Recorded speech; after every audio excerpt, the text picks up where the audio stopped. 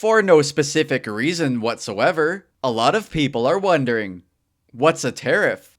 Picture this, you're a kid living at home with your parents, it's Saturday night, and you're bored out of your mind. Luckily, Jimmy across the street cooks meth, so you go buy some. Coming home, however, your dad catches you. He doesn't care you bought meth, he just wants $5 to not snitch to your mom. This $5 is a tariff. Why? Your brother also cooks meth in the basement. Your dad doesn't charge $5 if you buy from your brother, because it comes from the same household. Why weren't you buying from your brother in the first place? There are many possible reasons. Maybe Jimmy's meth is cheaper. Maybe Jimmy sells his meth in cute little baggies with happy faces on them. Maybe you just don't like your brother's stupid face. Either way, you can still buy from Jimmy, you just have to pay Dad $5 extra. You complain it's unfair, but your dad doesn't care. Your brother is his favorite child. If you buy from your brother, he can use the extra money to invest back into his meth lab and create jobs for your cousins. Or your brother could just as easily raise his prices and invest nothing. Why might Jimmy's meth have been cheaper? Does Jimmy just have a talent for meth? Maybe. And maybe Jimmy's mom subsidized his meth lab by buying everything for him. The cheaper prices are artificial and will drive your brother out of business. Then, when Jimmy has a monopoly, he will jack up the prices, leaving you and your brother worse off. Sure, your dad may have also paid for your brother's meth lab, but that's different.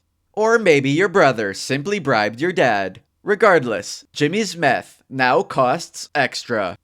To complicate things further, what if your sister owned Jimmy's entire production? She owned the meth lab, she owned the meth recipe, and she collected the profits. Jimmy just did the labor, and since Jimmy has a crush on your sister, he worked for basically nothing. Despite your sister's meth being cooked across the street, it brings money into your household. Your dad says too bad. He says your sister can start cooking meth at home again and employ your cousin. You don't live in Alabama, however, and cousinly love isn't a thing. Without exploiting Jimmy's love, your sister's costs will go up. Not only does the tariff make Jimmy's meth more expensive for you, it threatens to put your sister out of business. Never mind your dad let your sister set up shop at Jimmy's in the first place.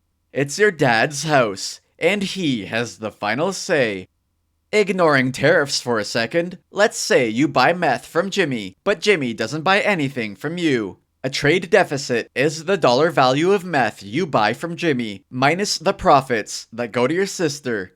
You, however, are good at growing poppies. Your backyard has the good soil, and the climate on your side of the street is just right.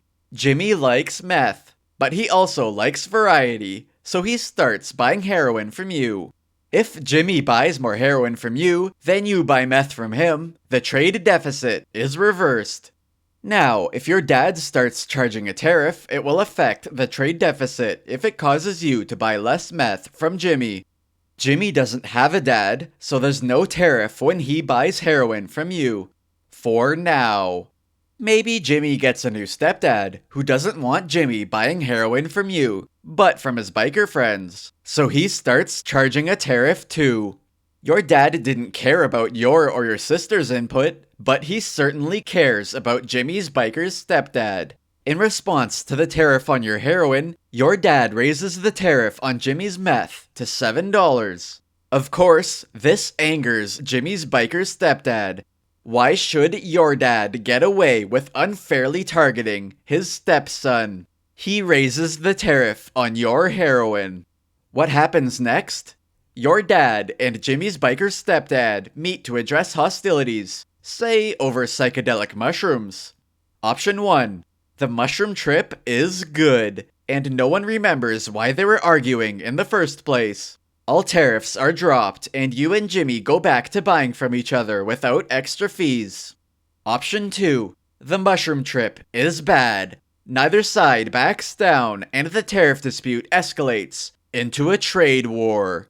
It doesn't matter if you have the good soil and climate for poppies, or if your sister has cheaper labor costs. No one can afford to pay the tariffs, and trade between the households ends entirely.